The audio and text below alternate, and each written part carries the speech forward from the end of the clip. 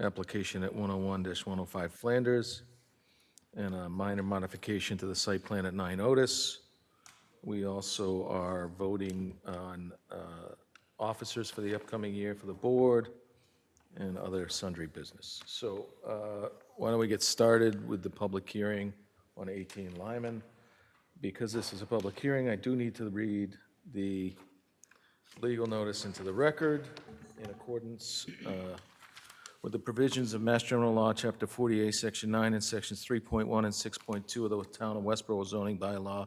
The Westborough Planning Board will hold a public hearing on Tuesday, April 2nd, 2024, at 6:30 p.m. on the application record number 24-00514, requesting a special permit and site plan review for the redevelopment of 2 commercial buildings to be replaced with 2 mixed-use buildings with retail and multifamily uses. The location of the proposed project is 18 and 30 Lyman Street. Assessor's parcel IDs 28-27, 28-227, and 28-29. Also 28-25 and 28-23. Westborough, Mass. Located in the Highway Business Zoning District, the owner and applicant for the filing is Colangelo, Massachusetts Real Estate, LLC. The public hearing will be held in the Great Hall of the Forbes Municipal Building, 45 West Main Street, Westborough, Mass. Please see the calendar on the Town of Westborough homepage, posted 48 hours prior to the public hearing for additional information. To access the application and any submitted documents, please go to our online permitting system, Permit Pro, at https://westboroughpatriotpermitpro.com, and search the above referenced record number. Records are also available for review in the Westborough Planning Board office at 45 West Main Street, Westborough, Mass. During regular business hours. Persons unable to attend may submit comments in writing to the Westborough Planning Board in advance of the public hearing. And that's the sincerely the Westborough Planning Board, and that was in the Westborough Telegram and Gazette on March 18th and March 25th. And I almost forgot to tell everyone that this meeting is being recorded. So with that being said, Jenny, do you have any introductory remarks? The only thing that I'll tell the board is that this is going through a peer review for the engineering and traffic review, so we have not completed that yet. And they've also filed an application with the Conservation Commission for a notice of intent, and they will also be presenting to the Select Board on April 9th. So we don't have comments from them yet also. Mr. Donahue, if you could introduce yourself and your team for the record, and bombs away. Thank you, Mr. Chairman, members of the board. For the record, Mark Donahue from Fletcher Tilton on behalf of Colangelo, Massachusetts Real Estate, LLC, the applicant for the special permit here. With me this evening from the principals are Jean and Donna Colangelo, residents of the town of Westborough, and present here. And you'll be hearing from members of our team, which include Brittany Gesmer and Vinod Kalakari of VHB, the civil engineers and traffic consultants who have been utilized, and David Berryman of Newbury Design Associates, who are the architects. Let me just start with an overview, and then I'm going to ask Ms. Gesmer to dive into the plans with your permission to be able to aim at the 9 points that you have to find to authorize the special permit requested. The Westborough Plaza is a highly successful mixed-use development. I'm sure that all of you know. It has retail, restaurant, and office uses in it. It consists of approximately 413,000 square feet of space and consists of just shy of 2,000 parking spaces presently. It's a multitude of 1- and 3-story buildings. What's proposed here essentially is the reuse of the areas of existing buildings. And it's really a 2-phase development for the residential component. The largest component is the removal of buildings 10 and 11, and we'll orient you with the plan as far as where those are. Full demolition of those, building an in-ground parking facility for 111 vehicles, rebuilding the retail on the first floor, approximately 43,000 square feet of retail, and then 3 stories of residential above that to house a total of 111 residential units in that building. Separate and distinct, but kind of on the side of the plaza as you look at it, in what's known as the J&N building, is the removal of the office space on the 2nd story above the retail there, and the creation of 21 residential units within that facility.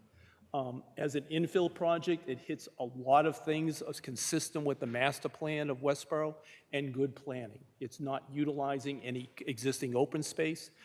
All the infrastructure as far as particularly traffic improvements and other ways to access the site have been fully established and in fact fairly recently improved, particularly with the intersection of Route 9 and Lyman Street. It creates a symbiotic community where the residential users will feed into the retail and the restaurant users, promoting a common goal as far as that's concerned. And therefore, it meets the type of standards that you have in section 6.2 that we'll review in any kind of detail. So to orient you to the plan, to kind of explain how we're going to phase the development so you can understand how it will not impact the existing businesses there, which is a concern of the Colangelos, certainly. With your permission, I'd ask Ms. Gessmer to begin our presentation of the detailed plans. Sure. Brittany? Thank you very much. Good evening. My name is Brittany Gessner, civil engineer for the project with VHB. So on this slide behind you, you can see an overview of the entirety of the site. Do you need to fix those?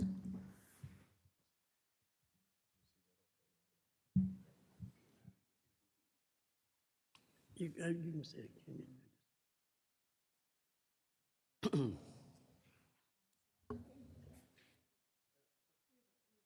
Okay.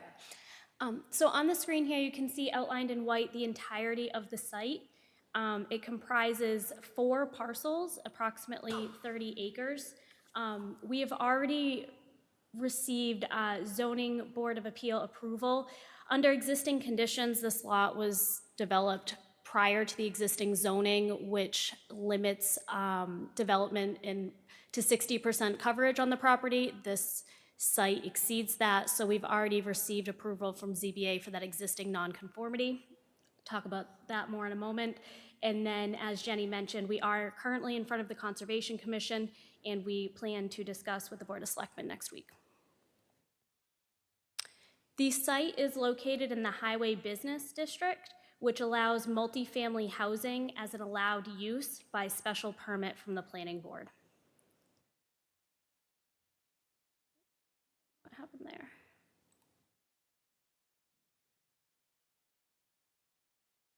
So under existing conditions, the property is approximately 36 acres. It exceeds 400,000 square feet in commercial space and has nearly 2,000 parking spaces on it.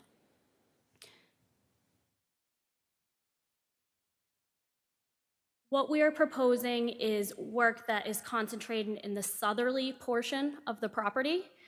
You can see the white box that's detailed proposed multifamily housing, and then on the left, the white box detailed multifamily retrofit.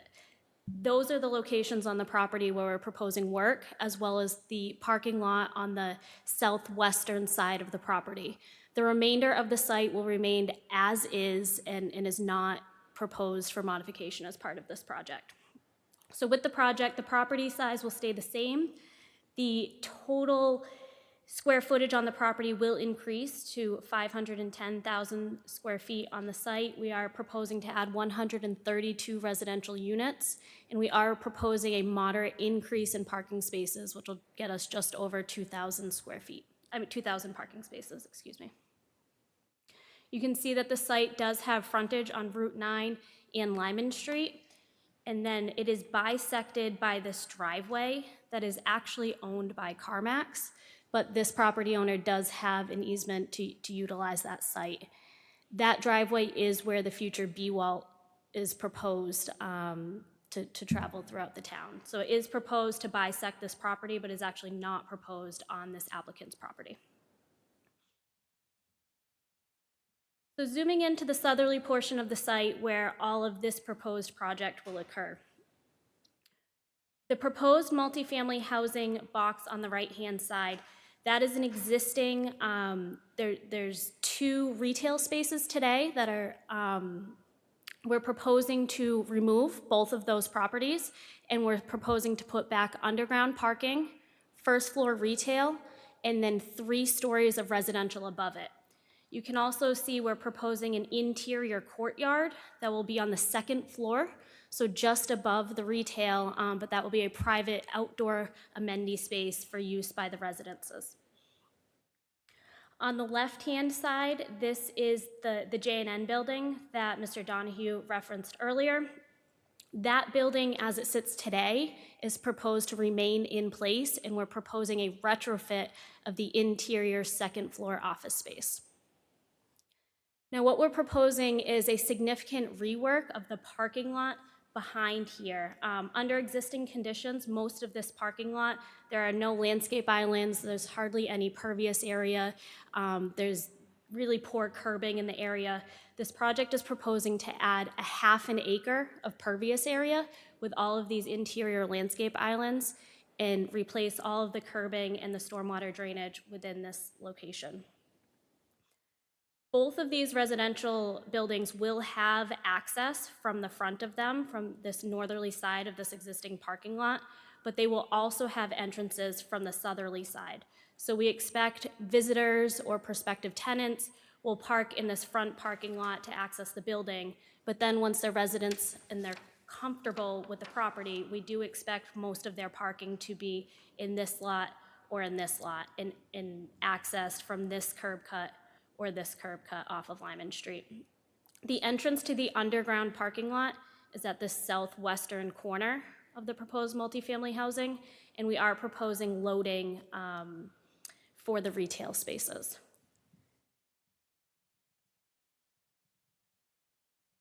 Here you can see the zoning summary chart for the project, and the project is proposing to comply with all dimensional regulatory criteria, including the relief that we received for the lot coverage.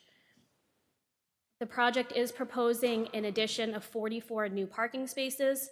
We are proposing to add 24 new EV charging spaces to the site. We are proposing to add 25 new bicycle racks on the outside, and we are proposing 45 bicycle storage spots inside of the building.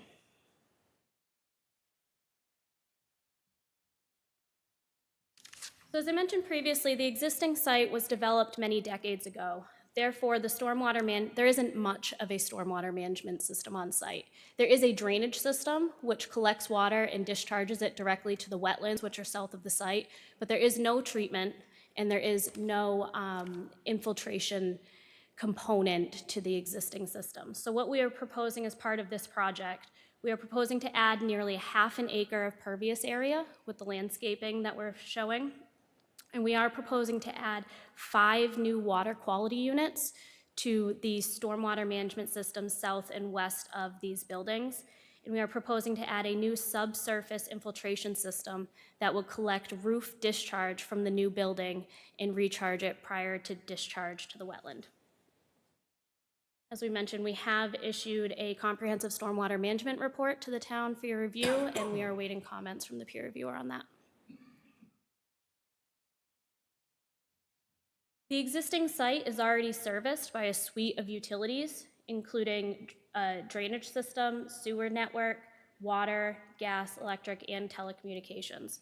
The great thing about this project as an infill and an existing development is all of these utilities can service the proposed project, and we don't anticipate any off-site improvements required for utilities.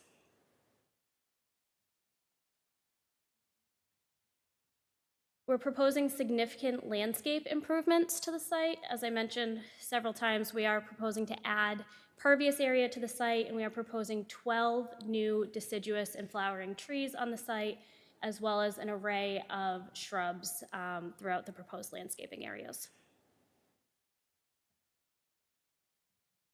We have included a high-level construction phase management plan in the submission to the town. There's already a contractor on board, and we're working closely with them to ensure that this project can be implemented into the very active retail site that will remain open throughout construction.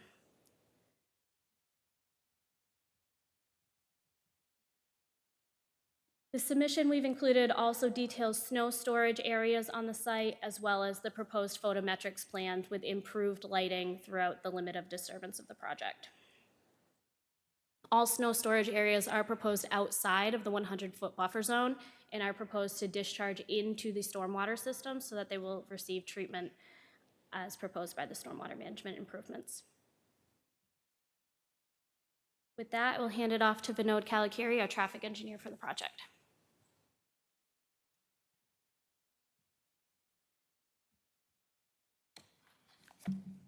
Good evening. For the record, my name is Vinod Kalakiri. I'm a senior transportation planner with VHB. In the submittal, you would have seen a very detailed traffic impact study dated February 19th, 2024 that we prepared for this project.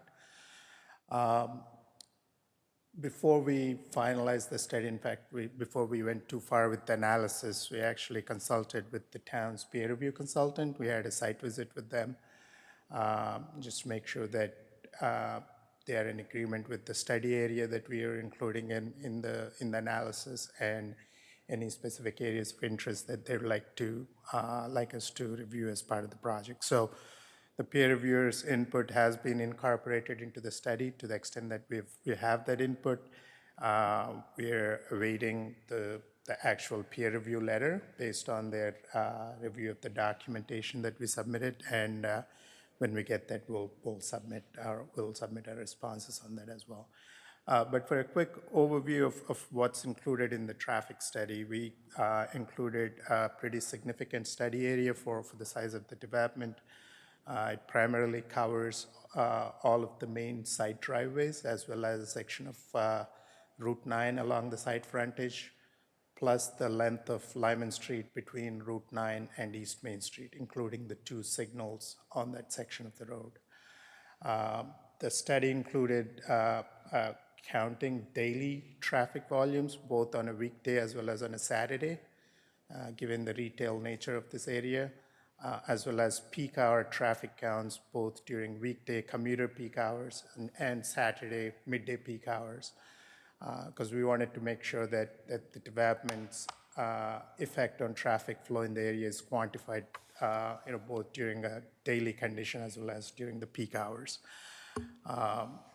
Analysis looked at heavy vehicle volumes, pedestrian, bicycle volumes. It looked at truck traffic, looked at sight lines, crash analysis, a series of existing condition stages that we go through to understand the current conditions of the roadway transportation infrastructure that'll support the development. And then we also looked at the future conditions that looks at the traffic flow and operations with and without the project, just to make sure that we can correctly quantify the impacts. And the study overall shows that the impacts of the development would be nominal. There are a lot of amenities that are already available on the site, including a grocery store and various shopping and restaurant opportunities on the site. So normally, if it was a standalone development where it's just the residential, you would have a lot of reasons for residents outside of the commuting peak hours to be leaving the site, traveling either in the evenings or on weekends.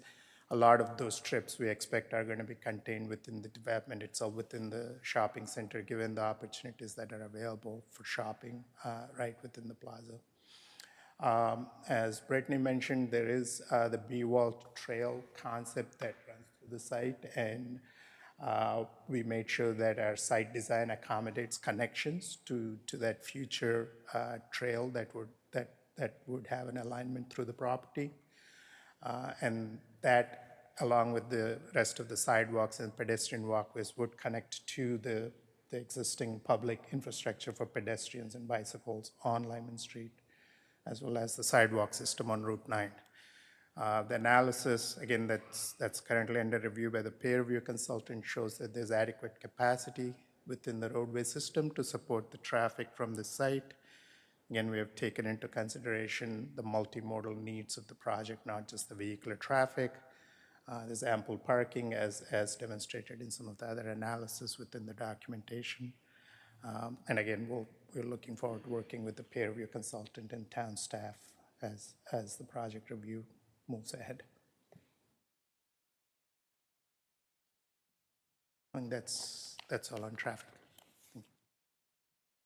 So with regard to the architecture, with your approval, I'll have Mr. Berryman just kind of walk through the design We foresee that this is really the signature building for the plaza, both because of its location at the far end with visibility and also because of its height in some fashion. So a fair amount of effort has been put in to make sure that it presents the right appearance as desired by the ownership.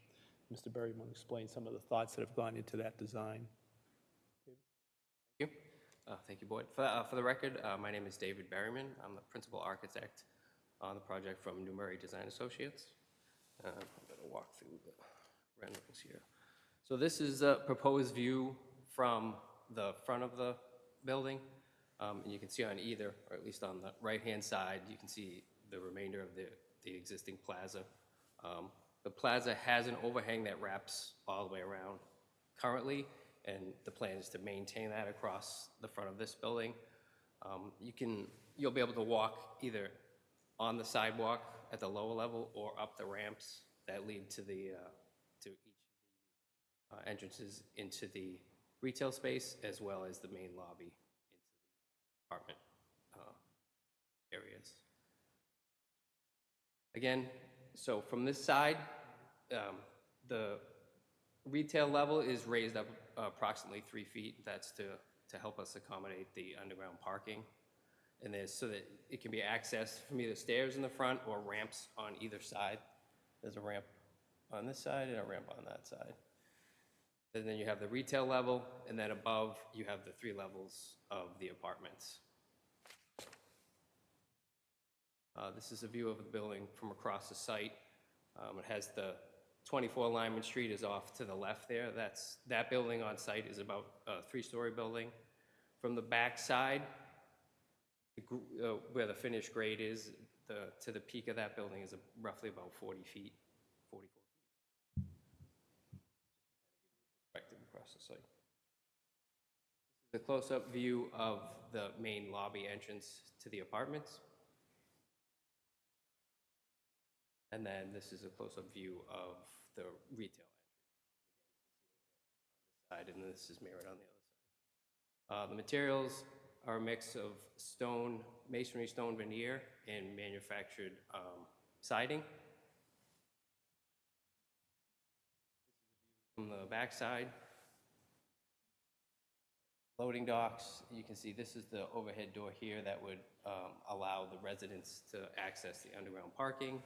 And then there's also access here, a door access here that leads to a ramp that the residents, for overflow parking off the side, can access the basement as well. This is a view of the interior courtyard.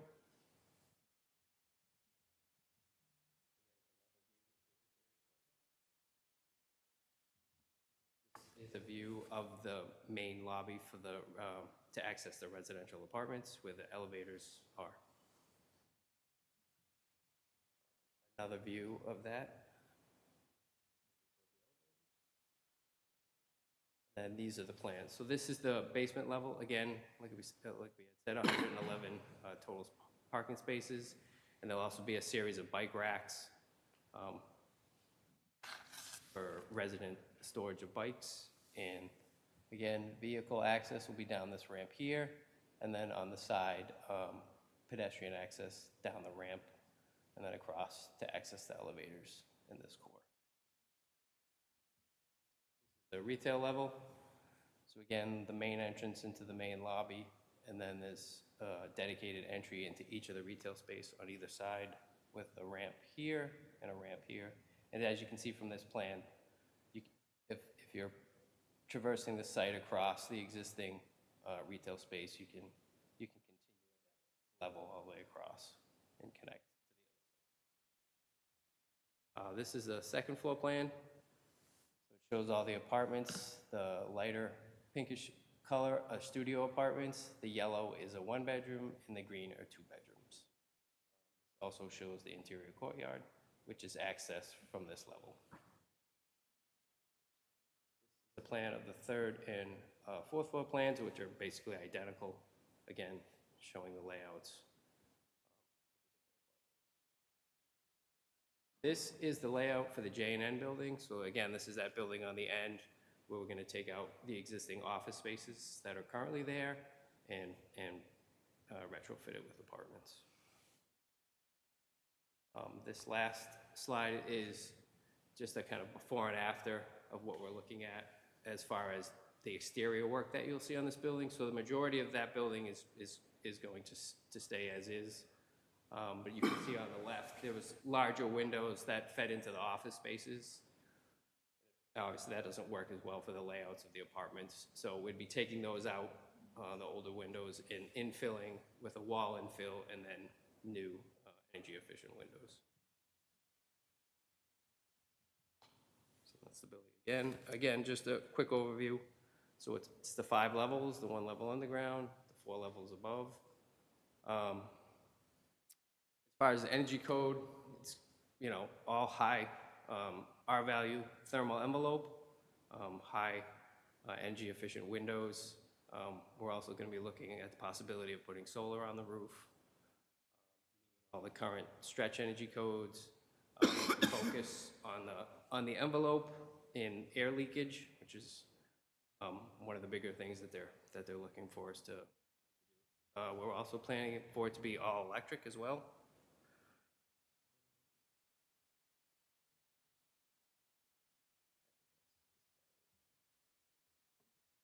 Questions? Well, hold on. Is that the entire presentation? Just one piece that I should have talked about at the beginning, with my apologies. The bylaw does require an affordable component to be made part of the highway business multi-residential of 20%. The bylaw does provide for a mechanism for either alternatives and reduction of that. The ownership is proceeding with the plan to provide the units themselves.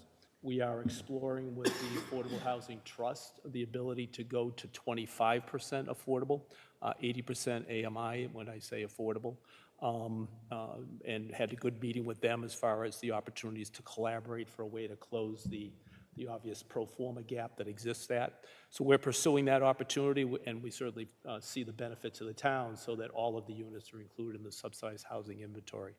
And we'll be able to report in subsequent meetings as to where we stand in that process. Thank you. That is our presentation. Glad to answer any questions. Who wants to start? Hazel, go ahead. Sorry, it's easy enough. Let's see, a couple of things. You talked about EV parking. Is it going to be both in the existing parking lot in front of the buildings and behind the buildings? Yes, we're proposing it in 3 different locations on the site. Let me just get to a site plan. So we're proposing 8 EV chargers in front in this existing lot to help with the retail. We're proposing 8 in the back nearby this building, and then 8 in the back nearby this building. So they'll be sprinkled all around. That's, I wondered about that. I mean, sewer's still up in the air. There's still conversations with the departments here on the sewer aspect of it. We are. Okay, fine. The traffic access in front of Julio's, is that road owned by, if you come up 9 instead of going to Lyman Street, but come in front of Julio's, is that owned by the applicant, that access? The 9 entrance? Well, yeah, the one before you get to Lyman Street Yes. that comes by Julio's, that's owned by the, Where Ms. Gesper is circling, if that's the area you're speaking of, is owned by the applicant, that's correct. yeah, that's what I wondered. Okay, So he owns that coming in there, because you will get, a lot of people want to avoid going down the traffic light and coming in on that particular access, I would think. Yeah. Yeah, okay, that was a question there. The design of the side building, when we went out and looked at it, which we did do, and Brittany, you talked about the fact that the windows on the parking lot, I mean, you know, facing the shopping center, would be enlarged. They looked very small. The windows on the second floor there, on the, I think it's the H building, I don't know if I said enlarged, I may not, I replaced. they just replaced, because they just looked And I'll very let David- small when you looked I'll let at the, David speak to those. you know, just looking at them. Yeah, again, what's currently there is larger, you know, older windows, and the plan is to take those out. Those don't really work well for the layouts of the apartments. Okay. because the windows, we want to have bedrooms and different things. So the plan is to take those older windows out and then infill the larger openings. Some of it will be the siding, and then there'll be smaller windows, more appropriate for bedrooms. Okay, that's what I wondered about. And also, I assume that's going to be a walk-up versus an elevator, or you could... There is an elevator already. There is an elevator already. That building already I've has never currently been an in there. elevator. Yep. Okay. I think those were my questions so far, so I'll let someone else take over. No, when should we receive the traffic study back? Because I'm just interested on Lyman Street, because I'm just I thinking. think we have the traffic study. The peer review is what we don't have. Okay, the peer review. Because I'm interested on Lyman Street, because currently when you're pulling out onto Lyman Street currently, there can be a backup there. And I'm just interested if a traffic light is necessary at that point. We should have the comments back from the peer review before the next meeting. But thank you. It's primarily the left-hand turn, you mean, coming out of there? Yeah. One of the benefits, I know, again, we'll wait to see the peer reviewers' feedback on access for the residential use, but when you look at this plan, yes, there is traffic backups from time to time on Lyman Street, but the driveway connection that provides access to the back of the building where the garage entrance and egress is located is actually the farthest from most of those curb cuts, and it's at the bottom end of what you see on that plan. So that does help, but obviously, there are multiple opportunities for residents to enter and exit the site, both along, actually, most of the curb cuts are along Lyman Street, but also we have a major access on Route 9. I just had one other quick question. And when you showed the garage underneath, it looked to me like there's only one access and entrance. I mean, in and out. So in other words, you've just got one driveway. You cannot, okay, so there'll be a bell or something that'll tell people that. There's enough for 2 cars to pass the. There is enough room for 2 cars. It'll be Okay, two-way travel, yeah. Okay, that didn't seem to be what you showed. It looked pretty small. Okay, sorry. A 24-foot wide drive aisle, which is standard for two-way traffic. So each of the units will have 2 parking spaces? There'll be 1 underground. Okay. That's why there is that kind of secondary entrance on the back.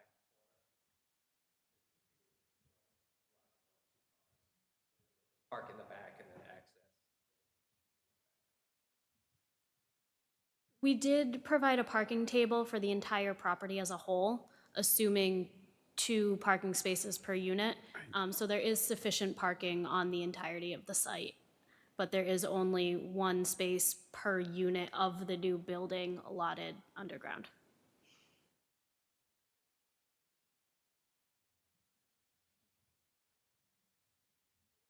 All right, one other quick question. Is it a flat roof? Yeah. It is, and what about snow removal? We don't anticipate anything. You're not going to worry about, Yeah, roof drains. Yeah.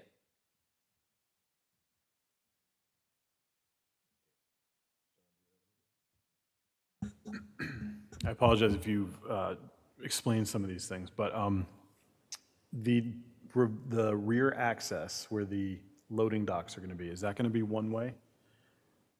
Oh, that'll be two-way, a 24-foot wide drive aisle. And how do you anticipate handling residents pulling into the parking area while a truck is trying to pull out of the loading space? Seems like that might be a little bit of a dangerous situation for residents. We will need to take careful consideration of that, yep.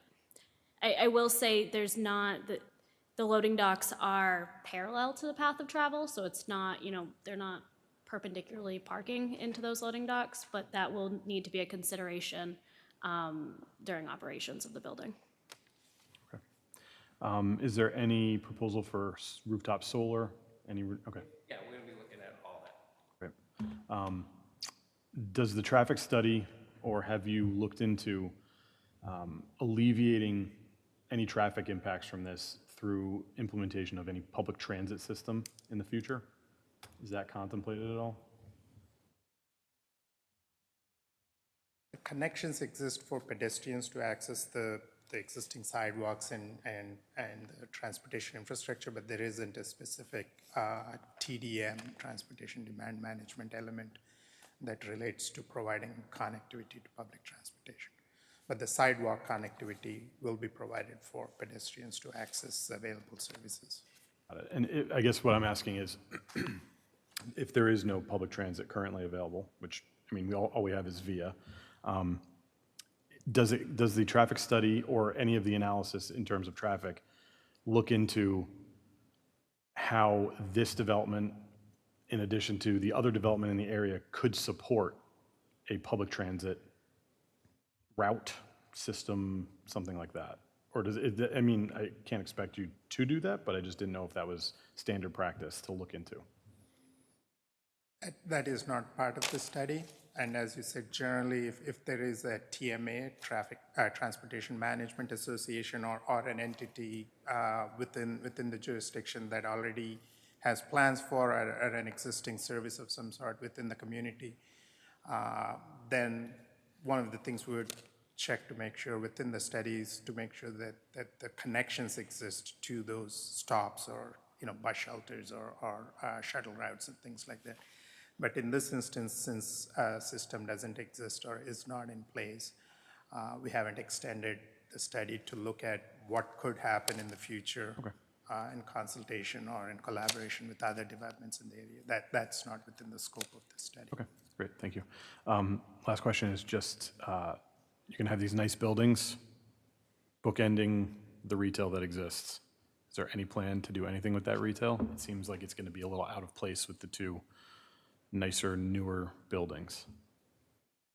The Colangelo family have owned the plaza for a long time and have, regularly made capital improvements to it. So it would certainly be part of an overall ownership plan for the development as a whole to look at that. It's often driven by tenant need, tenant use and turnover of tenants. So it'll be considered. This will be the most significant capital investment that the family will be making in the plaza in the near future.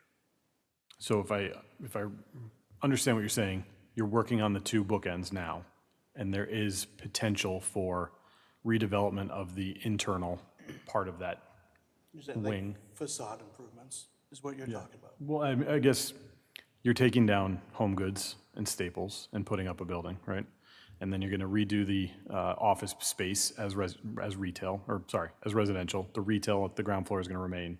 Right. But the retail, the single-story retail, that's what, Massage Envy and Subway and I They're all forget what else. staying. They're all staying, but I guess, is there any plans to redevelop that portion in the future to be similar to what you're doing, what you're proposing now?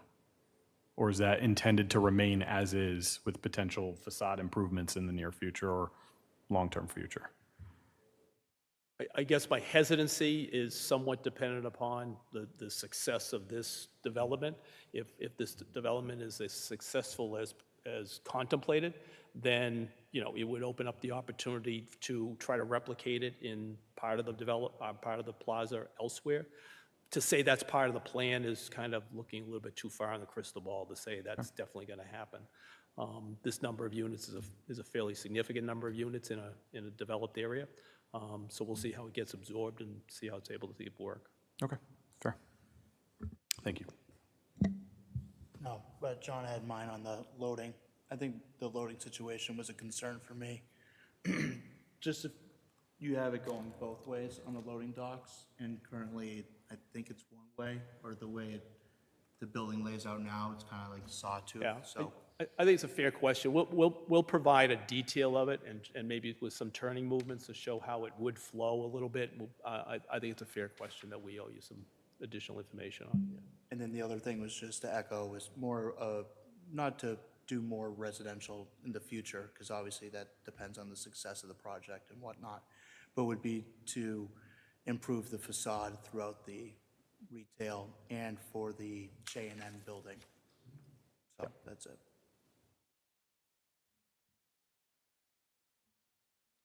Okay, I had a few questions. Jenny, did you have anything? No? Okay. I wanted to talk about the B-Walt first. The way I look at it, and I'm not a surveyor, but it looks like the existing driveway that is owned by CarMax and not Mr. Colangelo is 50 feet wide. Is that about right? Sounds right, but I don't know for sure. I just did a quick measurement based on the scale, so it's close to that. So the B-Walt's, I believe the desired width of the B-Walt is 18 feet? Don, I'm asking you. Don Byrne from, is it 18 feet? There would be 12 feet for the trail and then 2 feet for a buffer, Okay, so 12 feet for the trail, so that, which we intend to put flexible bollards and it'll be Or if they're going on the other way en route. so I'm just concerned about when that's built, how that will affect vehicle access through that aisle. Will there still be enough room, given the curves? I'd really like to see this project design and build the trail on this site so that Mr. Colangelo has some say in where it goes and what it looks like, and, rather than having us come down the road and say, well, we're going to take 12 feet of the right-of-way in a spot where it's not necessarily. Don, I'm going to open this up for public questions later, but right now, we're just going to go through the board. wanted to add to the B-wall comment that I did supply to our town planner, Jenny.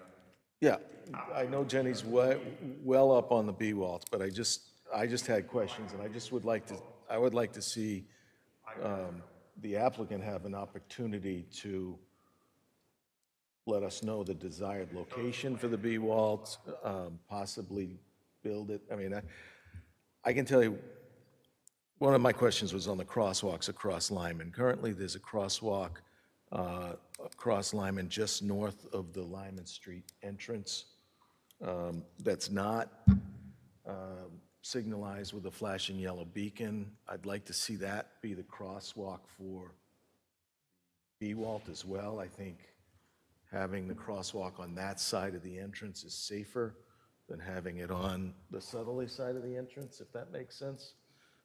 I'm not, maybe I just didn't understand, Mr. Chairman. Are you suggesting that it needs to be relocated or that it could serve two purposes? Well, I think it could serve two purposes once the B-Walt is built, but it's not signalized with any kind of flashing beacon, or it's just So a, it's, the ask is the beacon, not so much relocation of, to its some other. No, there's- what I'd really yeah, like to see is the B-Walt built Which on his property so that we can pick it up from where he wants it finished. I mean, obviously, I don't expect him to go all the way through CarMax, but I'd like him to go up to where the end of his easement is, so that he has a say on where it goes, what side of the, I think it should be on the north side, because that's where the crosswalk is. If he needed to borrow some of the, I forget what they're called, not the curbing, but the islands on the north side, the B-Walt still counts as open space, so he wouldn't lose any open space. He's got that drive-through at Stop and Shop that's not even used, as far as I know. I think it makes a lot of logic to put the B-Walt on that side of the drive aisle, but I'm not on the ATS, the Transportation Committee. I just would like to have some conversations about that, so that we know, again, that your applicant is happy with the result. Mark, we did have some discussion about moving that crosswalk where it appeared on the plan itself, so that as you come out of the CarMax thing, the crosswalk was originally going to be on your right. Yeah, so So that's if you were not actually making- where it is, though? Hazel, it's actually on the left. It's so where I want. move the it's where- crosswalk? There's no need to move it, because where it is where we talked about. It's not where it is on that plan. Oh, thank you. Yeah. That's all I needed to The know. plan showed it On the right. on the south side of Right, that right. Lyman Street entrance, that, where the main thoroughfare is. Okay, But when you go out there, the crosswalk is actually on the north side, which is where I think it should be from. Right. Again, I'm not a traffic engineer, but when people are turning right out of there, they tend to be looking left, and if the crosswalk is to the right, So, they're less likely to see somebody, whereas if you're turning left, you're going to be looking left, and that's where the crosswalk should be. but I think, but correct me if you hear differently, I hear three takeaways from here for a future meeting, is to coordinate through the planner as to what specifically is the ask for the B-wall construction, so we know what we're talking about. And we'll center those conversations through Ms. Gingras in some fashion. Second, to have VHB evaluate from just a traffic safety viewpoint, whether the crossing is in what they would say the right location, for lack of a better term. And the third, for the applicant to consider adding a flashing yellow beacon or contribute to a flashing yellow beacon at that location or relocated crosswalk. Yeah. Those are three pieces. Again, I would prefer to have the traffic engineer weigh in on what the appropriate crossing is. I don't know. Wherever it goes, you want to have a beacon. Yeah, but I would like to see the actual B-wall constructed along. Got it. Okay. Separate issue, right? Mark, I can meet separately with the applicant to discuss your suggestions in more detail with them Sure, prior and to the if you next need somebody meeting. from the board, I'll be happy to sit in, but I'm sure you can handle it, so. Thank you. There was also some discussion of improving the area at the end of the building, the Right here at the end of the J&N building. building. the Yeah, I forgot to mention this during my presentation, but we are proposing an improved outdoor seating area as well as a bike storage area that will be easily accessible off the B-wall for those that maybe want to sit, have a snack, maybe park their bike and then utilize the shopping center. So that is some improved landscaping. There's a sickly tree we intend to remove and replace. So some improvements here that will certainly be of benefit to those using the B-wall. Way out of whack, but I would like to know if the applicant would be willing to consider allowing the town in the future to do a public art display in that area or somewhere else on the site. A thought, but I know the town is exploring a public art policy. I think that could be a gateway to the B-wall. It could be a really nice feature on his site. And I wouldn't expect it to cost him anything. We'd look for fundraising to get that done. So the sewer is obviously, we have a moratorium on residential sewer connections. So I'm just curious what the plan is to go beyond the current allocation, because I don't think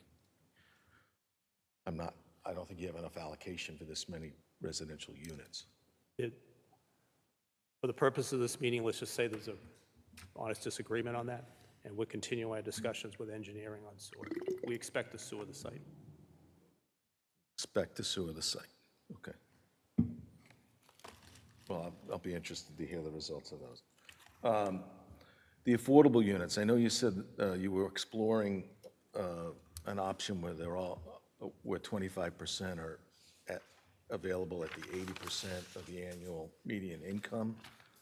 And I know I'm not the expert on the Affordable Housing Trust, but I'd like to see a mixture of AMI, 80, 100, 120, so that we're not eliminating potential affordable opportunities for somebody over small change. So again, maybe that's not desirable. Maybe that No, I won't bring mean, us into compliance into the If you SHI. can, I'm sorry, I didn't mean to interrupt. No, go ahead. If we can achieve the two goals Right. of having a mix of AMIs and have all units count to the SHI, then that's a win-win. What we're not in a position to do is go to a lower AMI, because it just, that becomes a bust on the pro forma.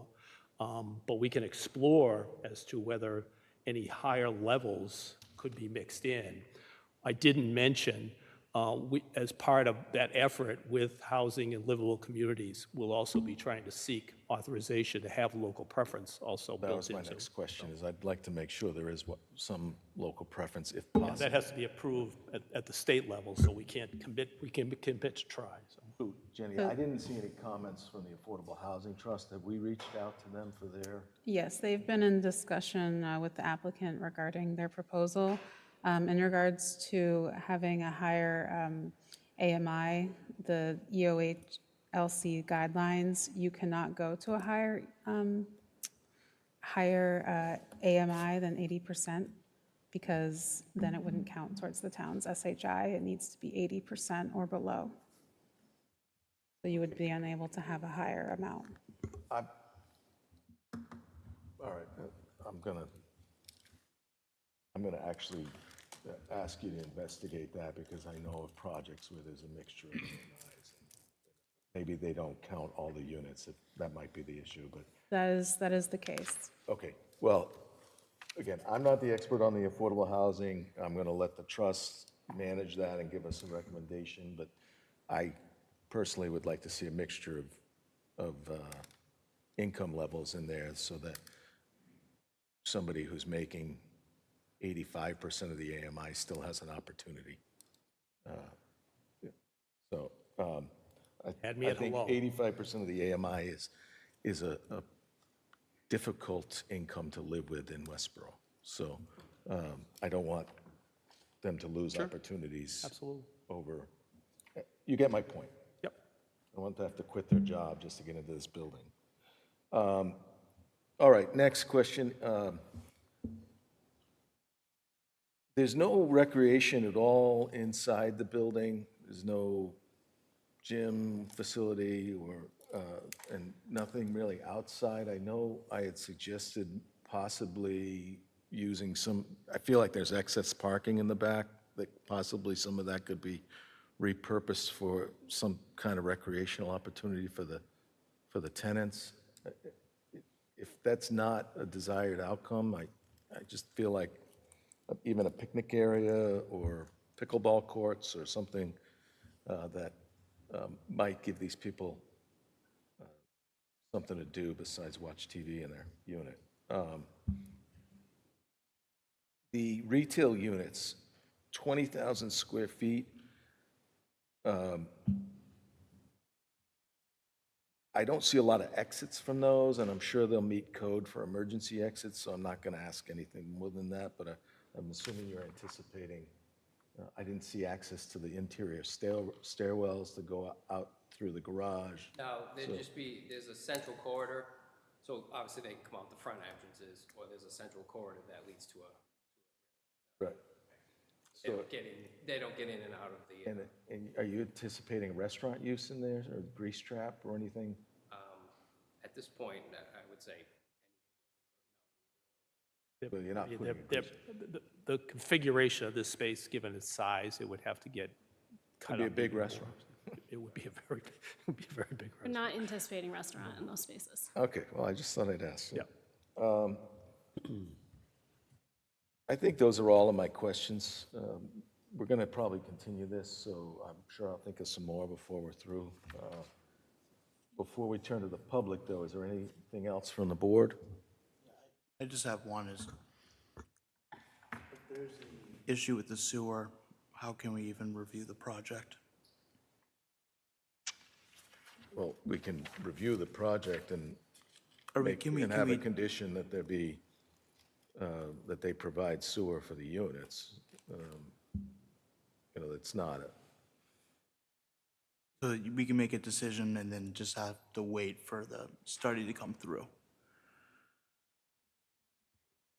Because they're gonna need additional sewer capacity that, well, there's just- other, yeah. there's other ways to get sewer. There's a septic system. They could probably, again, Lisa Gennari from engineering might be able to, they could probably buy allocation from other projects in town. I don't want to know, I don't know what the solution is yet. Jenny, do you have comments? I think your question is, can the board approve this special permit and make it conditional that they have sewer? And yes, the board, it's up to you to make a decision on whether you can approve this. And then the condition would be that they would need sewer allocation.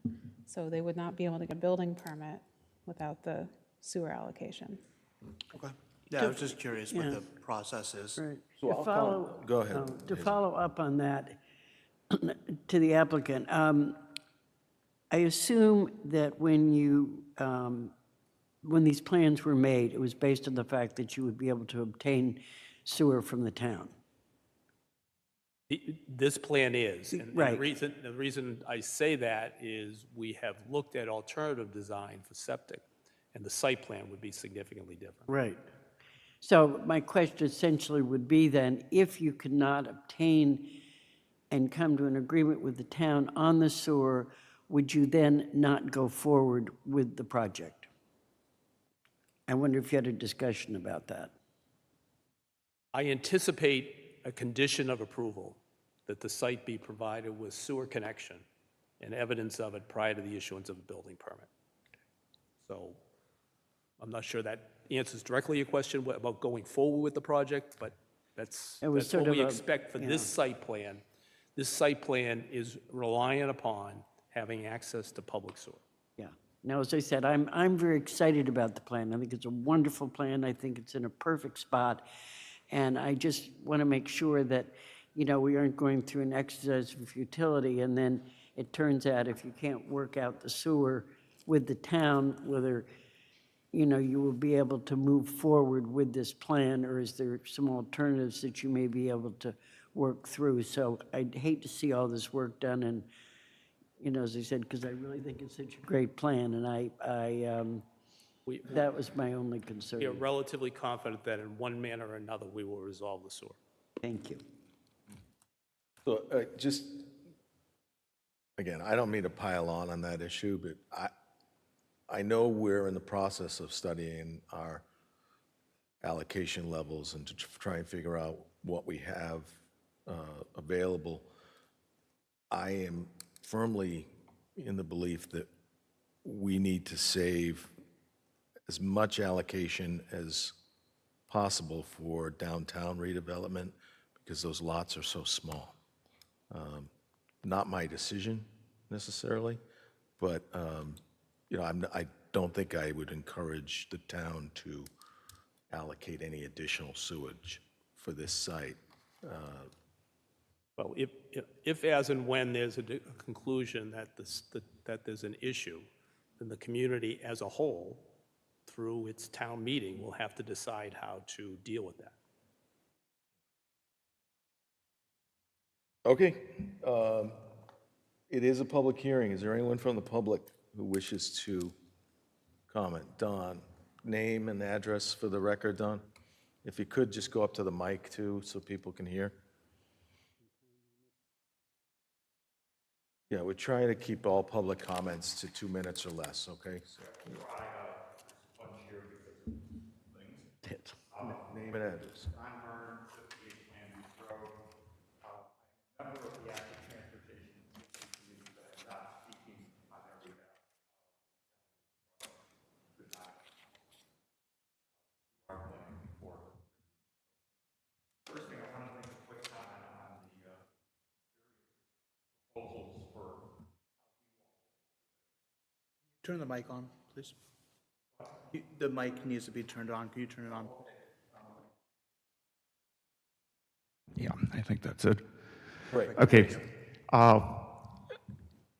B-Wall, we did a walkthrough about 6 years ago of the B-Wall through this area, and we spent about 45 minutes looking at how to deal with this. And that included Central Mass Regional Planning, MAPC, since it's going to extend into their territory, people from the East Coast Greenway, people from several of the major bike trails, and everyone concluded we don't want it anywhere near the north side of the roadway.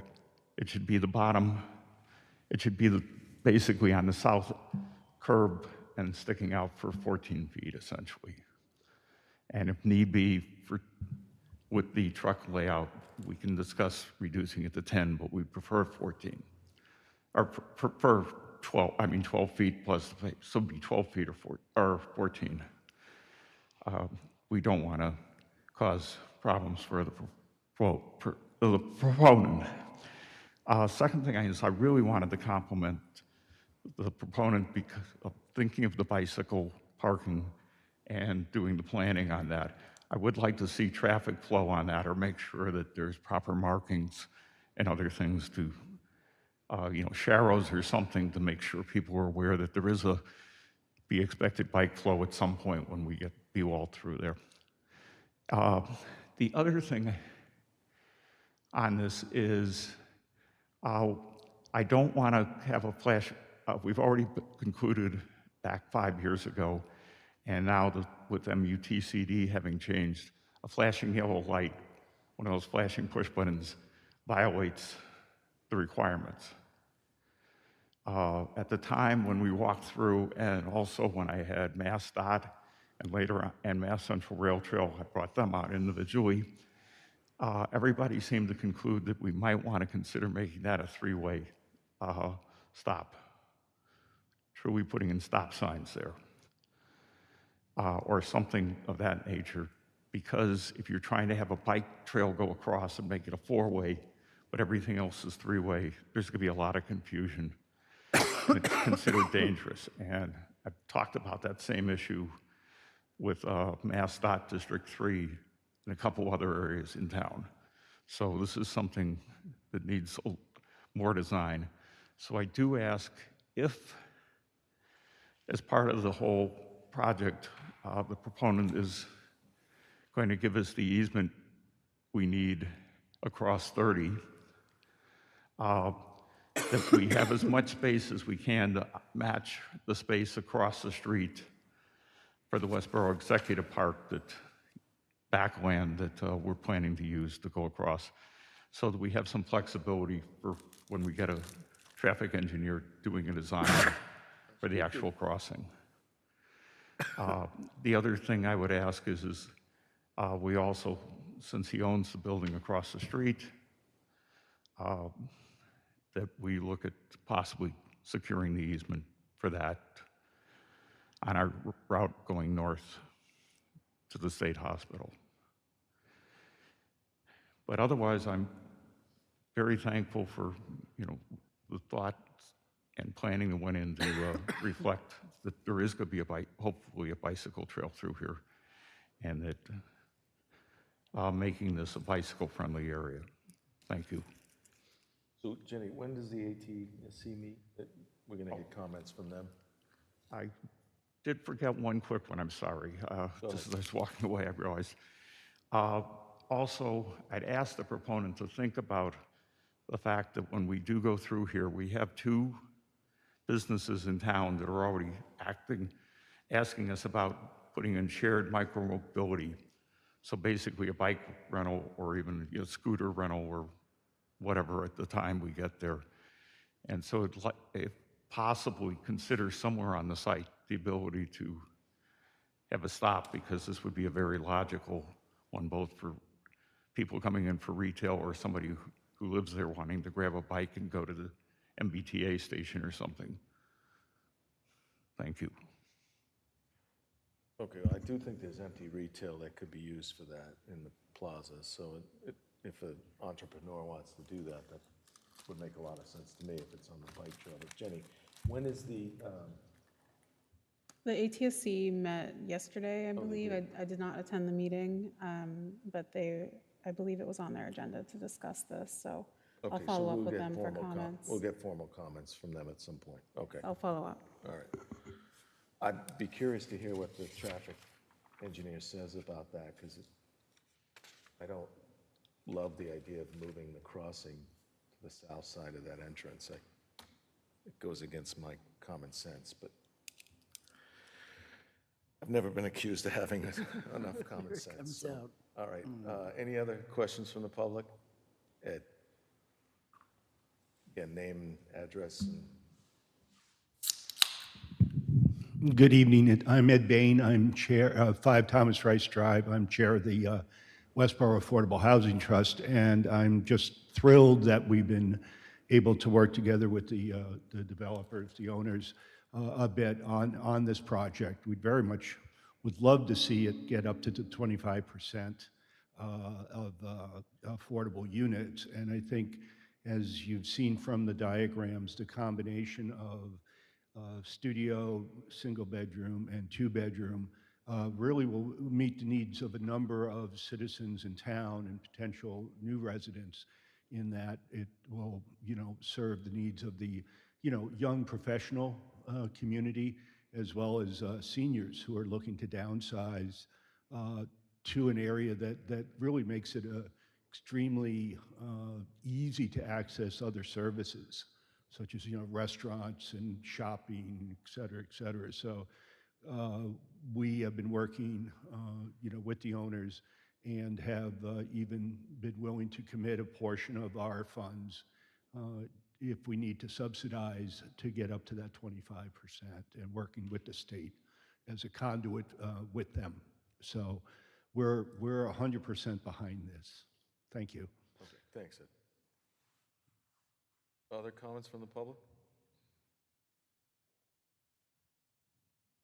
Okay, I think, Ellen, go ahead. Just name and address. Ellen Google, 84 Fisher Street. I'm also on the Active Transportation Safety Committee. I chair it.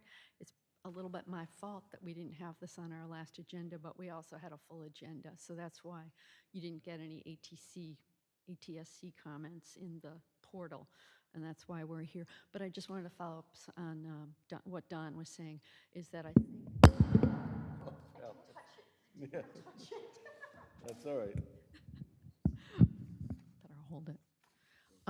That I think that if the proponents and the planning board pay attention to the BWALT feasibility study, everything's laid out in there, how it was envisioned, how BWALT would get across Lyman Street, and basically what Don said. But I think if you just pay attention to the feasibility study, you'll see what we're asking for. Thank you. Okay, and you'll have plenty of time to get us your comments as a committee, so thanks, Ellen. Any other comments from the public? All right, seeing none, we're going to continue this to April 16th? April 16th. You'll be, I'd frankly, since we don't have peer review comments, and to save time, it makes sense for us to get them, respond to them, and get them to have another round at it.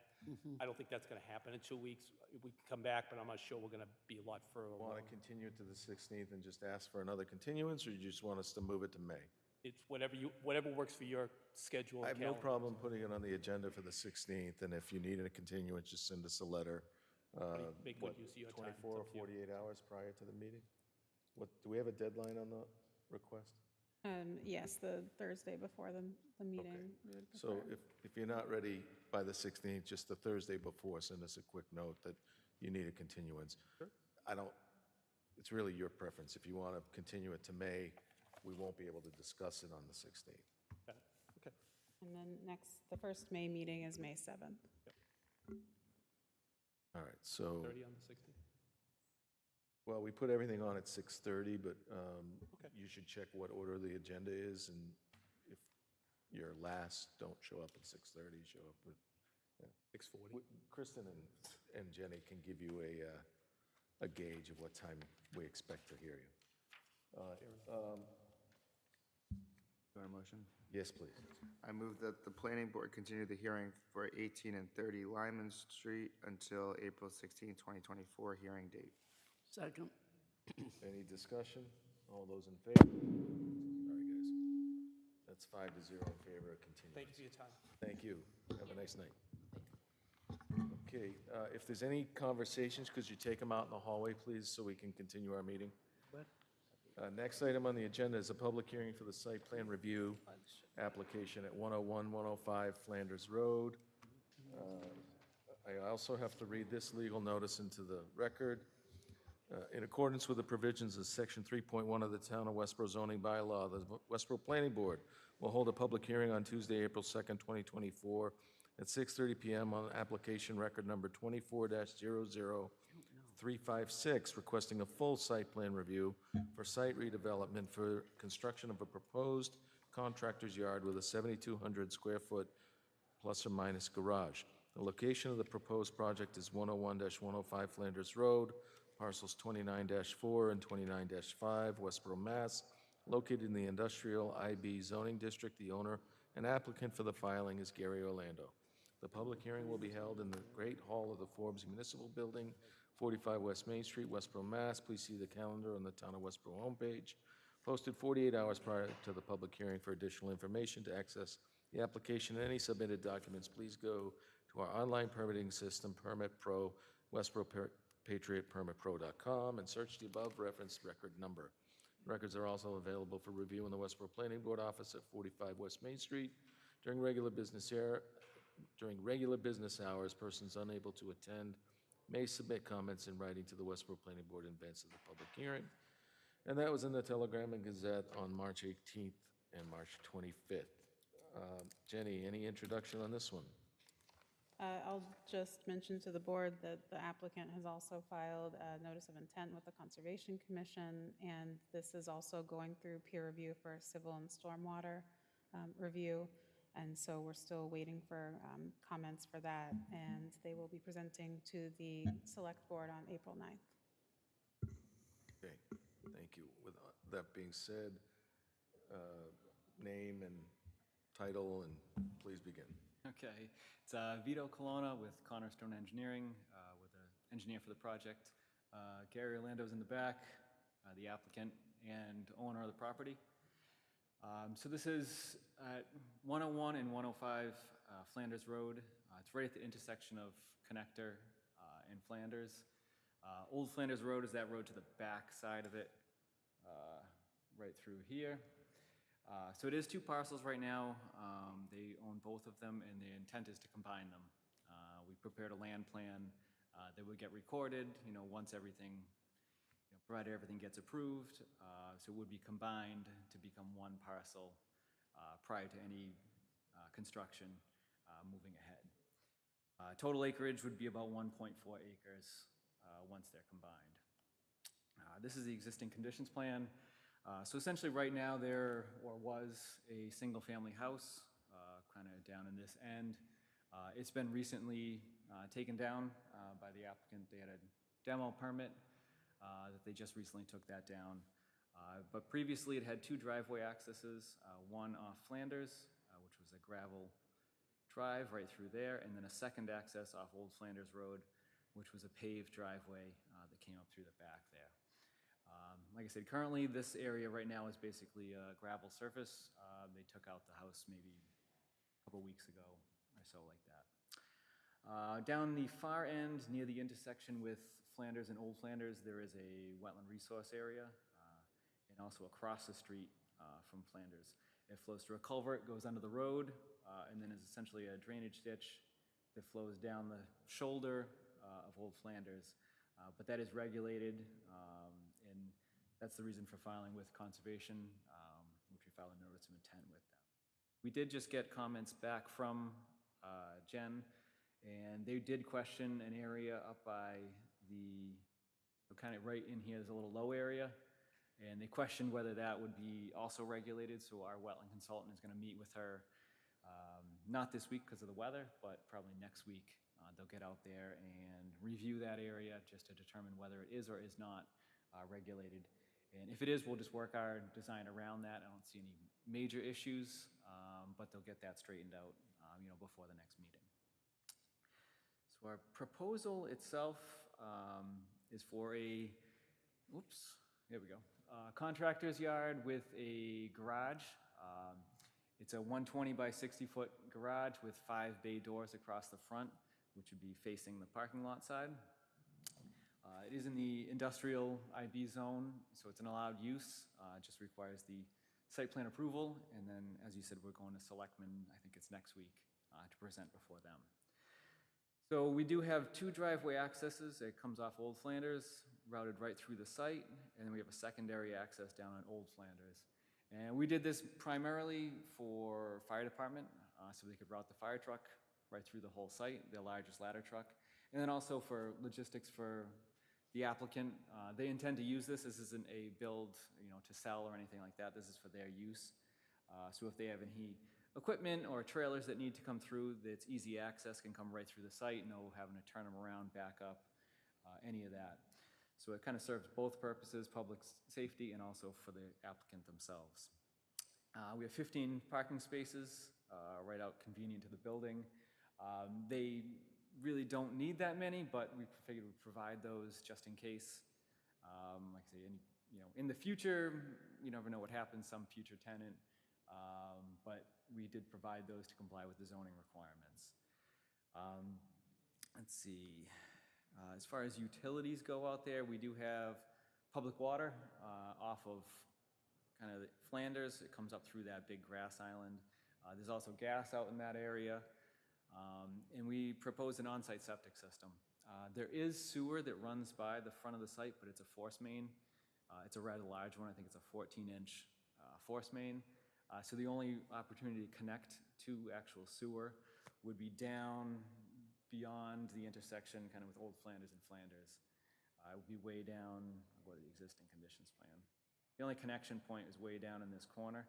And it just didn't really seem feasible to bring the sewer all the way down there. Soils on site were suitable. Board of Health came out. We did the witness testing so they can fit in that septic system. It's a fairly small one, can fit right in that corner, right up in there.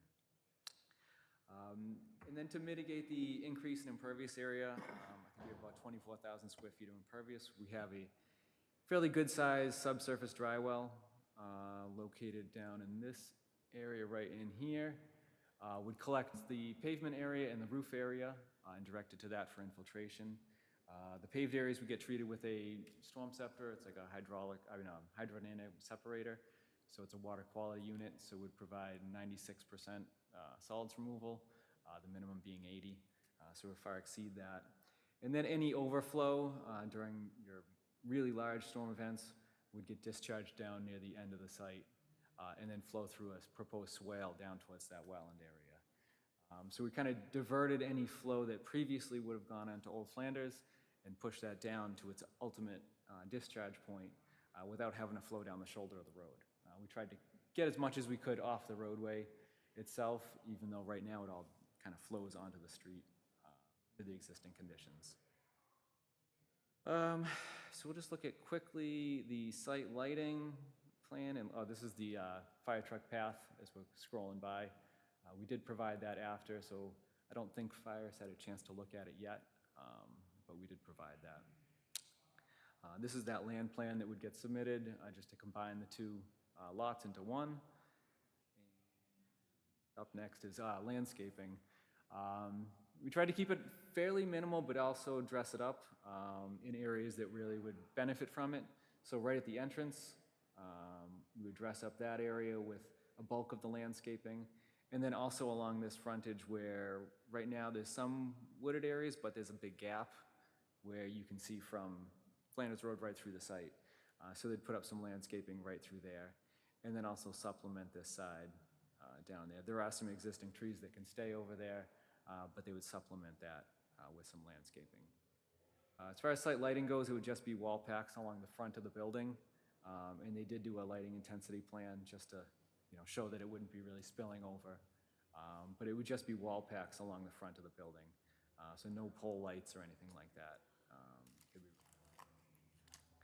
I think with that, we're pretty much through the presentation of anything. I'll hand it back over and take questions.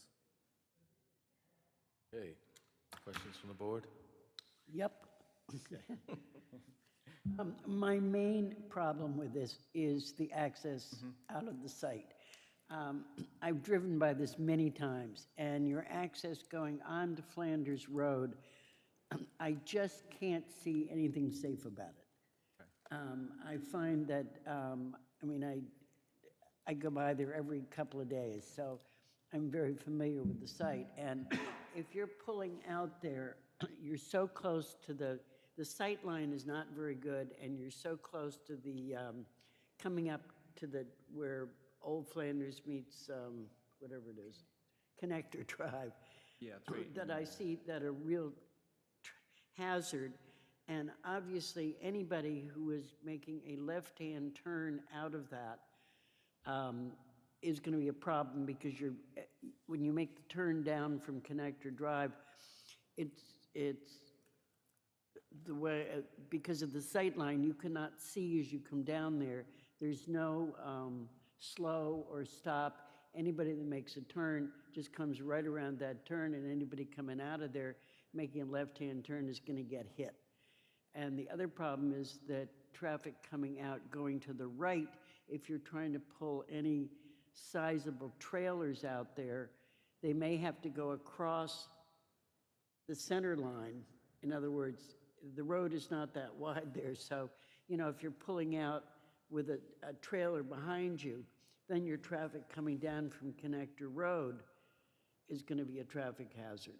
So I would prefer to see access only from Old Flanders Road onto this property.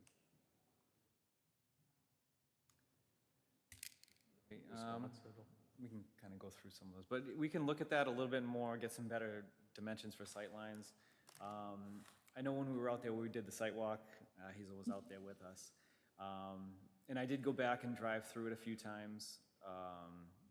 And it was the one that's when you're, someone taking a left-hand turn in, turning in from the site. That was the one that we were talking about when we were out there.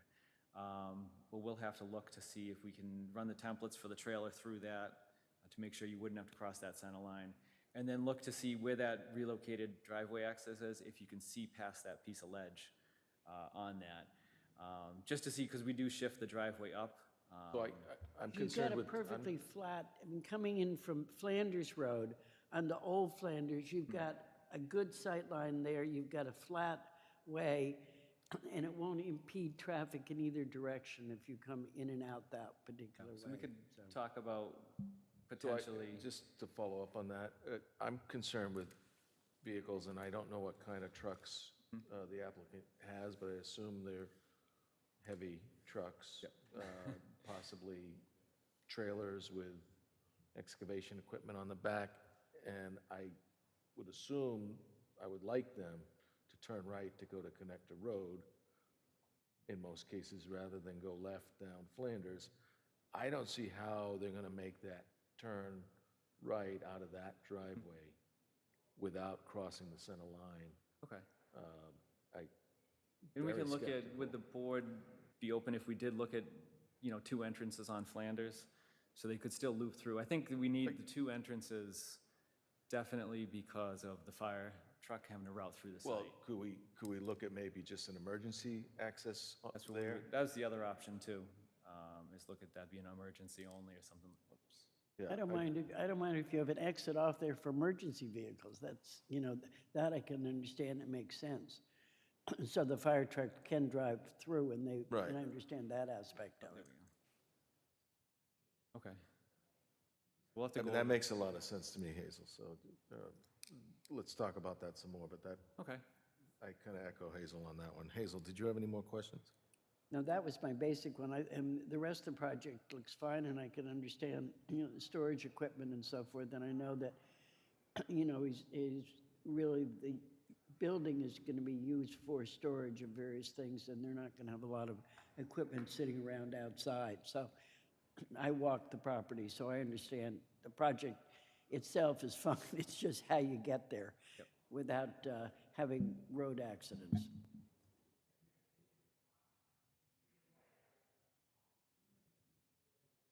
Any other questions? None. Okay, that's all I had is, again, I'm just a little concerned about that exit. And if he can just use the other exit and still be happy, I don't want to turn it into a pain for him, but,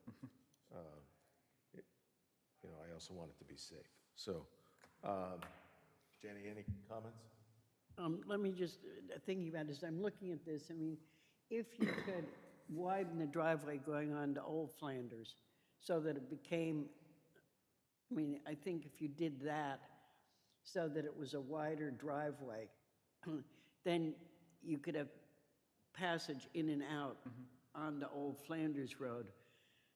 I'm concerned really about the size of that driveway and people, you know, how you'd work that. So you might have to rework that driveway entrance. But I think looking at the site and walking it, I think that's probably possible.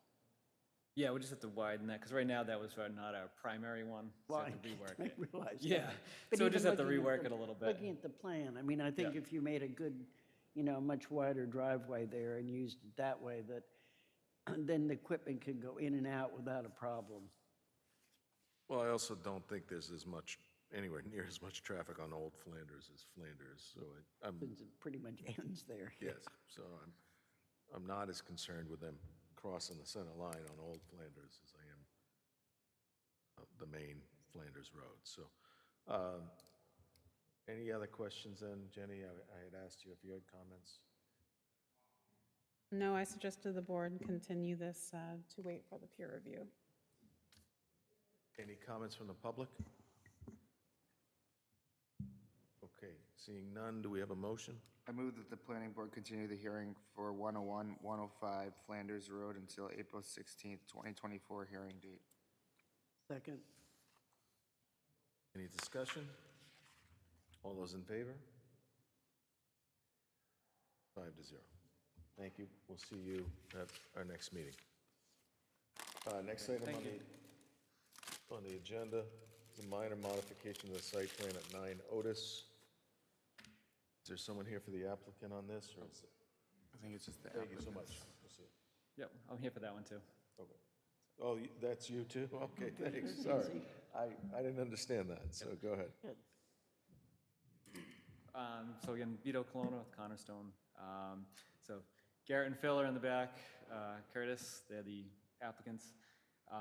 So essentially, we're here just for some modifications due to the power line easement that goes in the back there. I don't know if you remember this site, right along the back side of it. There's a power line easement. They were proposing some parking underneath it. This again is a contractor garage yard with a contractor space. And we had some grading under there with some pavement, and once they got their review back through National Grid, they asked if all the pavement could be lowered, the elevation of it, to give more space between the finished surface and the power lines themselves. And then they also asked for some more setbacks from the utility poles themselves.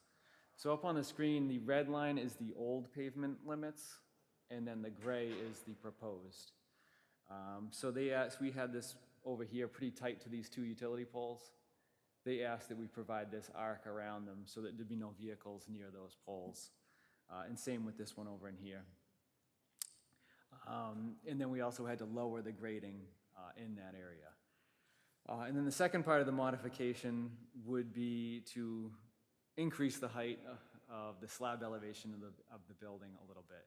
So we tried to balance some of our cuts and fills where we had to lower that elevation. We had to use that excess material elsewhere on site. So we brought the elevation of the building up. The overall layout of everything remains essentially the same, except pulling the pavement in those areas. And we pulled the pavement slightly in along the backside of the parking area by about 2 feet, and then also along this other edge by a couple feet. Just because things were a little higher and we needed more space to slope those up from the wetland areas on the edges. So if anything, it reduced the pavement. It was about a 10,000 square foot reduction almost in paving areas. And then we better balance the cuts and fills on site. We also had some couple minor modifications. After review, we met with DPW and we discussed some of the water connection requirements and then some slope stabilization along the edge of the parking area. So we added those in, provided a little bit extra stabilization on the steeper slopes with riprap or a erosion control fabric. But those are essentially the kind of the couple modifications. Drainage system remains the same, all the utilities remain the same, the uses, the square footages of the building, all that remains the same. Grading and limits of pavement.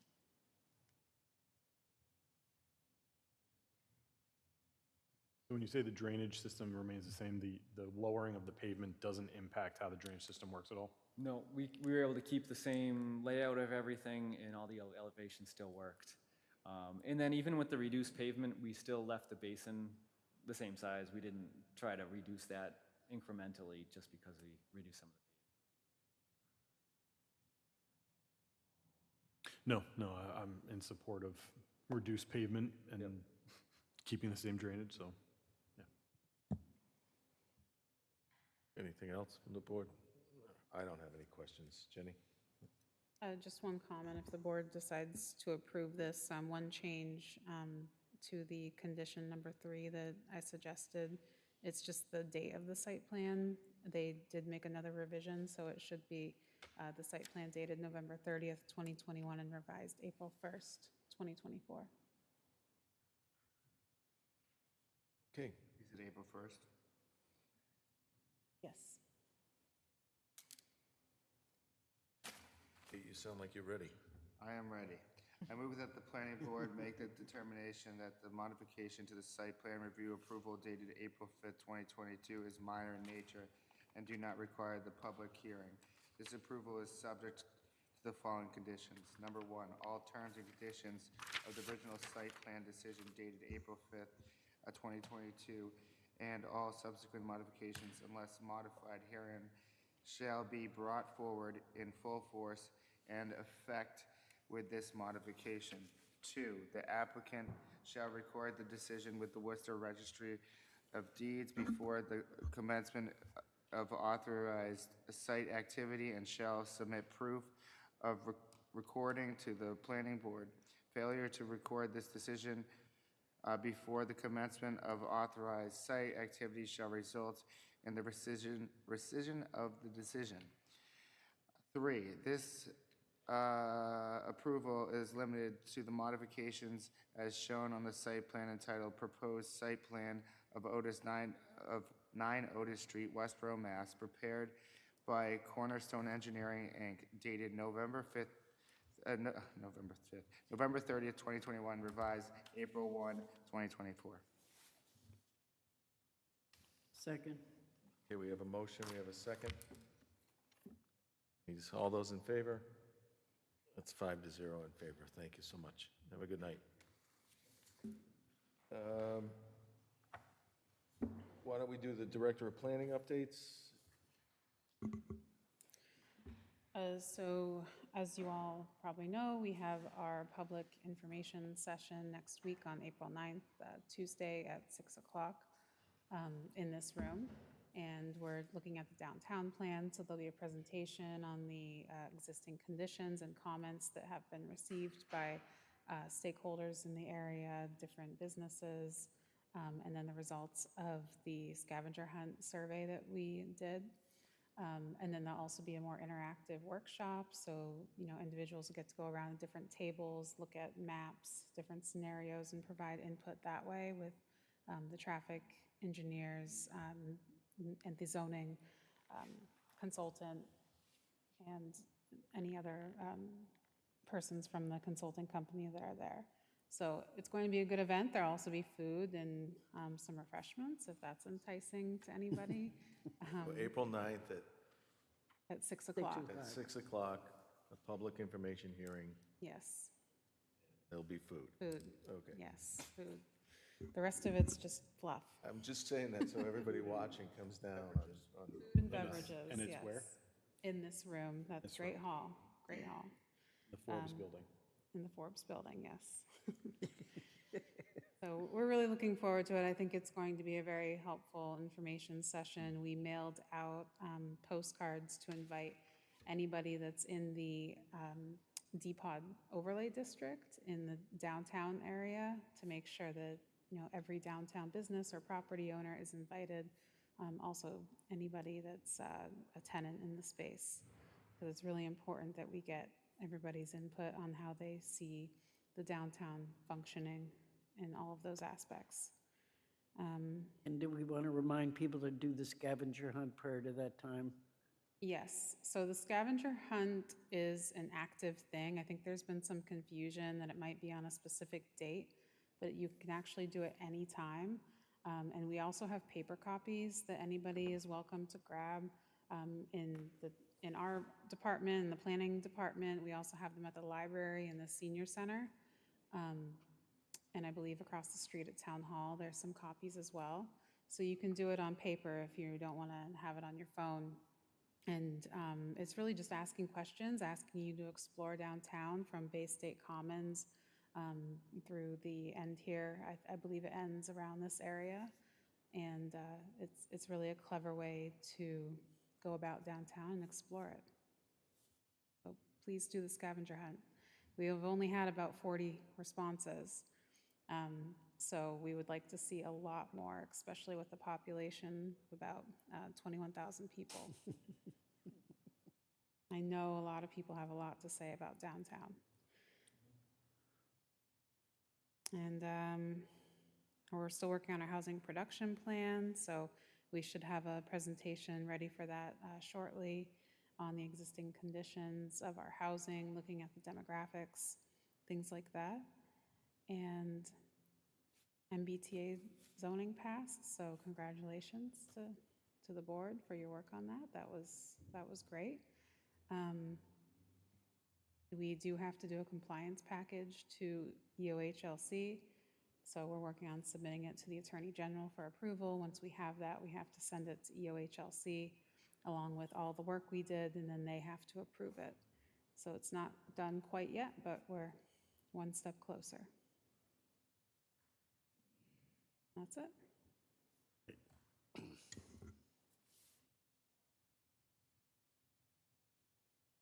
Okay, any other reports of board members on other committees?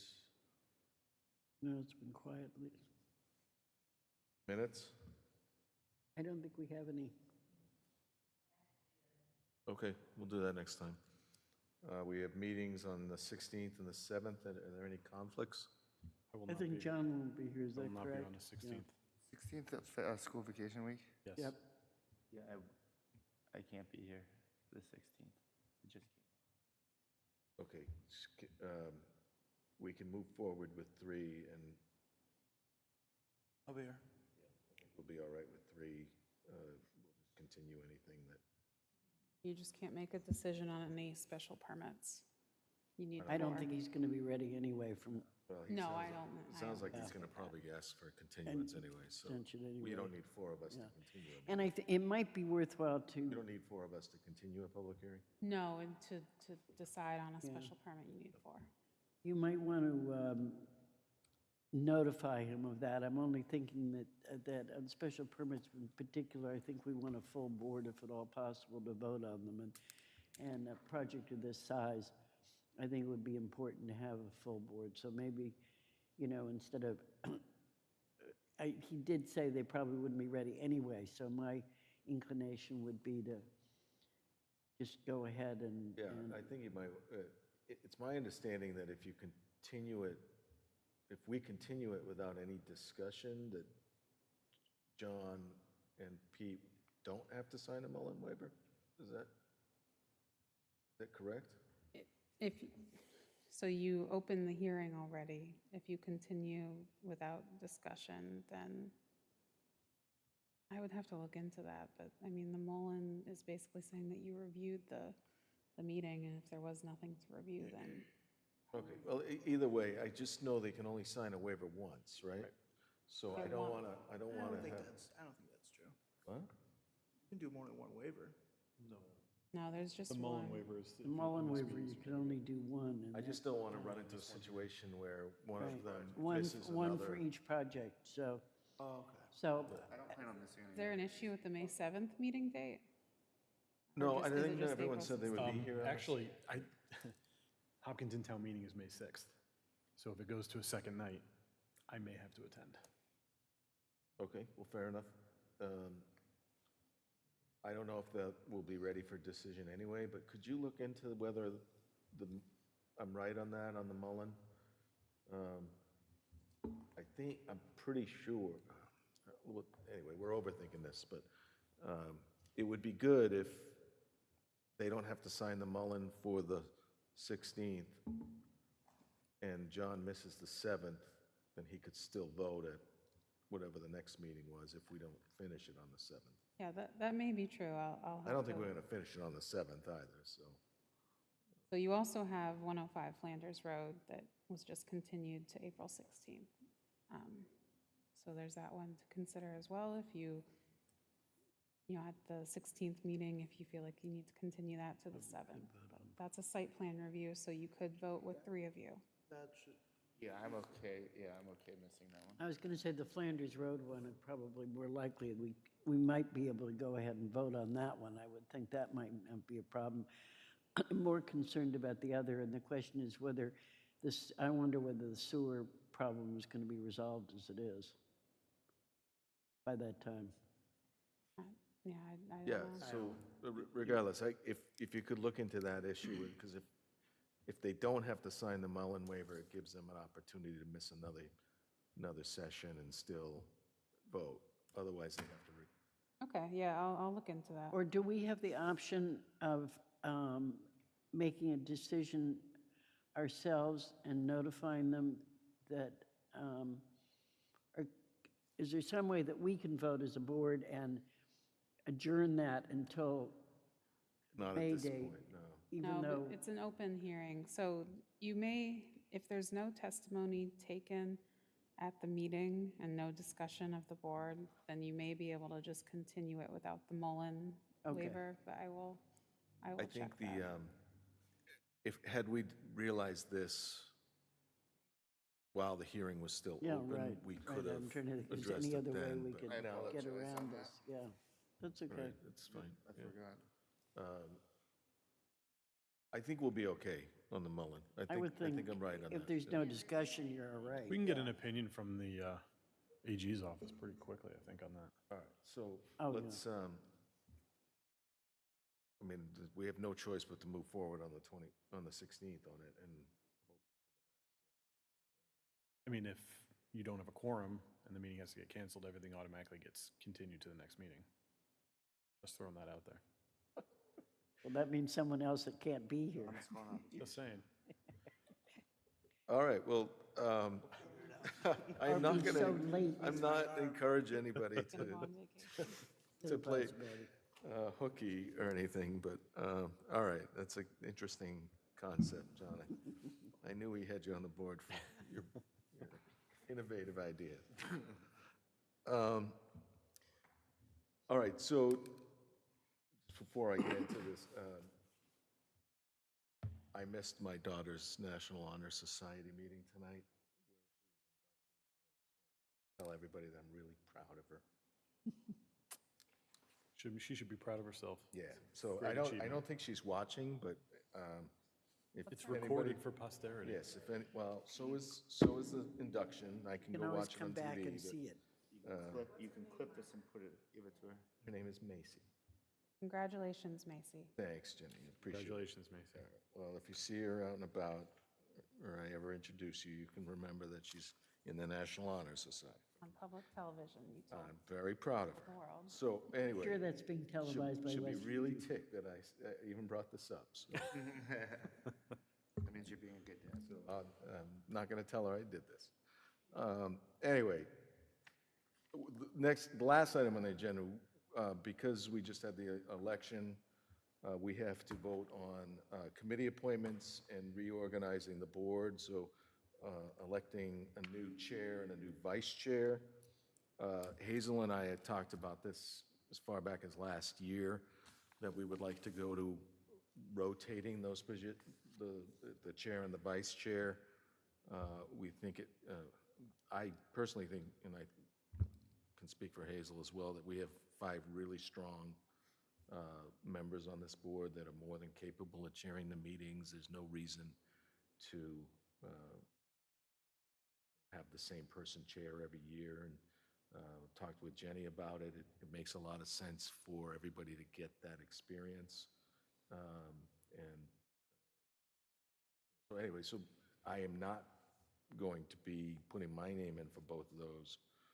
I would, however, like to nominate Hazel to be chair for the upcoming year. I second. Any discussion? All those in favor? 5-0. And I would also like to nominate John Gelsich to be vice chair. Second. Discussion? All those in favor? Committee appointments. We all got a list of committee appointments? Did you- We did, but they don't expire until June, most of them. Well, we could also have a discussion about whether you want to continue. Yeah, or but I some- was thinking maybe we'd just ask people to take a look at the list and think about the coming year and whether they want to continue on a particular committee, or if perhaps they want to pick another committee and maybe talk about this at our next full meeting. Yeah, I mean, I'm fine with Since that. they We- go, at this point, I know some of them are indefinite appointments, Yeah. so we could discuss those now, but why don't we just make it a June thing?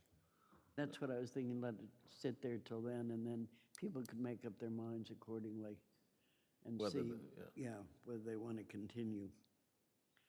Since the rest of us all expire in June, I mean, 6 of them expire in June, have to be Yeah, reappointed by and the. just be aware the that if Board of anybody has a Selectmen. hardship with a committee, I know you had at one point a difficulty with the sustainable,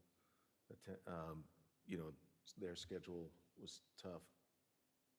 You're not stuck, come to us and we'll try and figure out a solution as a group. Okay? Makes sense.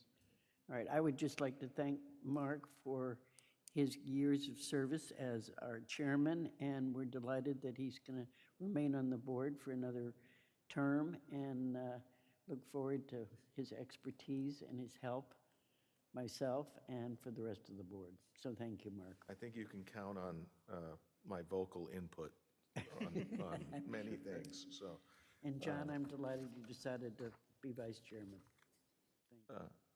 If there's no other business or questions, I am not chair anymore, so I can make a motion to adjourn. Okay, and I can second. All right, all those in favor? That's 5-0. Thank you.